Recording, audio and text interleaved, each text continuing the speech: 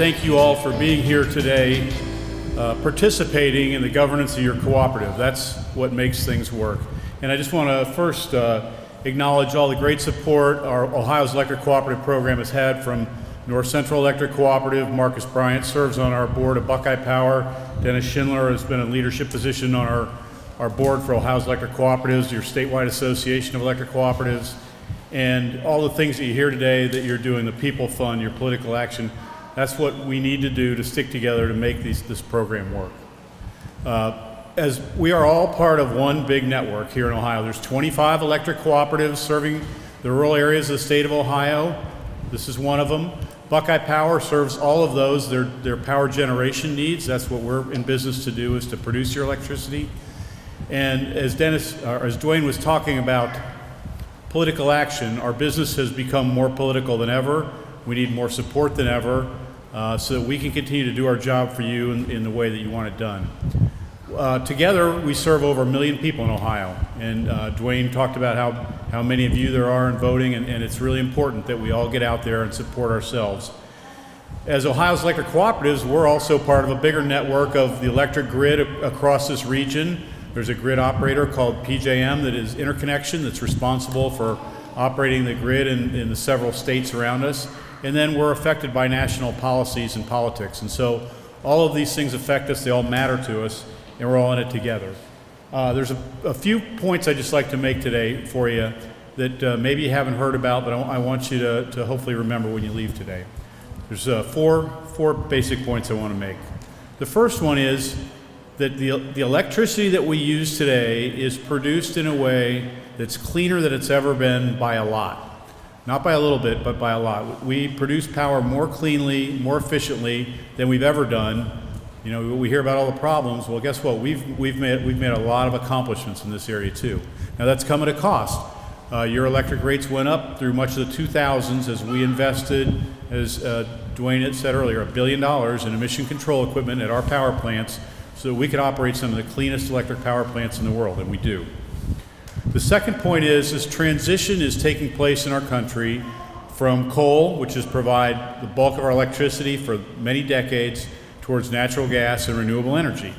And mostly that's going to be a good thing for us. It allows our electric system to be cleaner than it's ever been, and those sources are more affordable than they used to be. So this is a good transition, but it's a big change. And my third point is that we need to be careful about the reliability that we come to depend on of our electric system and the affordability that is important to all of you as well. And if we're not careful, we can have a problem.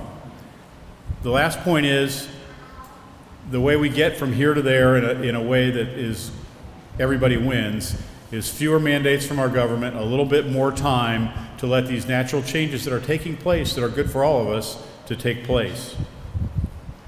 Here's a chart that shows what the emissions from our coal-fired power plant have been since 1990.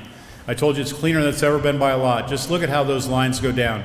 Today, when we produce the electricity for most of the consumers of the state of Ohio, the rural electric cooperatives, with almost no emissions of our traditional pollutants compared to what we used to have. Over 90% reductions in those items.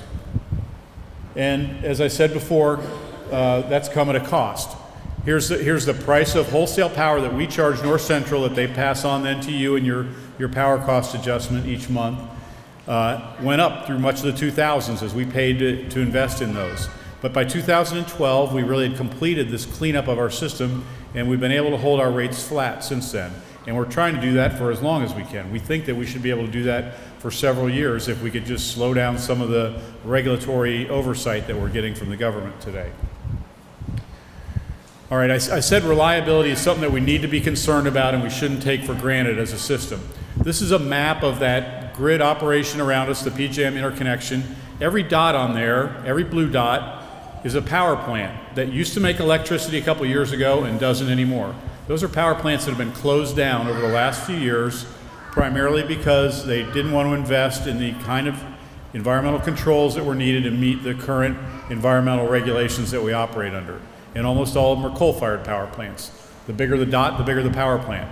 But those are plants that have gone away, they're not going to return to service, so we've got to get by with fewer plants. Now, we are adding some new ones, but this is a big change that we're undertaking. And this chart shows where our electricity comes from now as a country. As recently as 2005, over on the left side of the chart, we got over 50% of our electricity in this country from coal-fired power plants, and that had been true for many decades before that. And we got about 20% of it from natural gas, and just a little tiny bit, about 2% from renewable energies like wind and solar. You fast forward to today in 2016, for the first time ever, we're going to produce more electricity with natural gas than with coal. Coal's down to about 32% of our electricity from 50% just 10 years ago. That's a big shift. This country uses a lot of electricity. That's a big change. Now fortunately we have more natural gas than we've ever had, and it's more affordable than ever, so it's a natural change. You can also see that renewable energies have been growing and continue to grow. Today, we're getting over 8% of our electricity from wind and solar, and that's continuing to grow. And I think that's going to be a good thing for us. Okay, but with all this good news that's happening around us, we're still stuck with some bad public policy that we're going to have to deal with. The U.S. government EPA has put forth something they call the Clean Power Plan, which just means regulating carbon dioxide emissions from power plants. It's something that we think is a bad idea, and it's a bad idea for a couple reasons. One, we don't think they're legally entitled to put in place these regulations, and so far the Supreme Court has agreed with us about that.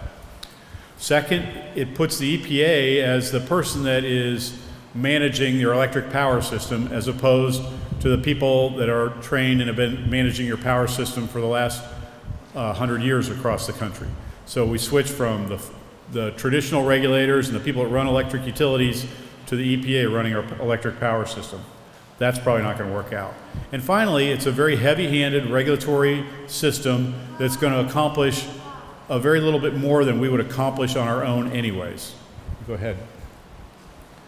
This shows what the emissions of carbon dioxide from power production have been over the last 10 years. They're down over 20% in the last 10 years. This is without any federal regulations at all. These are those trends that I've been talking about. Less coal, more natural gas, more renewables, more investment in environmental control, more efficient plants. We've been able to drive this down to 20%. The goal of the government is to get it down 30% by 2030, and under their plan, it's going to cost us millions of dollars more to get a couple more percent than what we would have got anyways, and that's why we think it's a bad idea. Okay, finally, I just want to leave you with a few thoughts. Your Ohio electric cooperatives remain focused on providing you reliable, safe, clean, and affordable electricity. And that's what these guys are doing for you every day, and that's what we're trying to do in Columbus as well. We have an opportunity today for abundant and affordable energy supplies for the foreseeable future if we just don't mess it up. We need less regulation and more time for the fundamental forces that are driving our industry to put in place sustainable changes that will last, that'll be affordable, that'll prove to be reliable. And then finally, I just want to remind us that we're all in this together. We need to stick together. We're going to continue to advocate for common sense solutions on your behalf. We need your support, and we appreciate everything you've done for us. So thank you all. Thank you for being here tonight.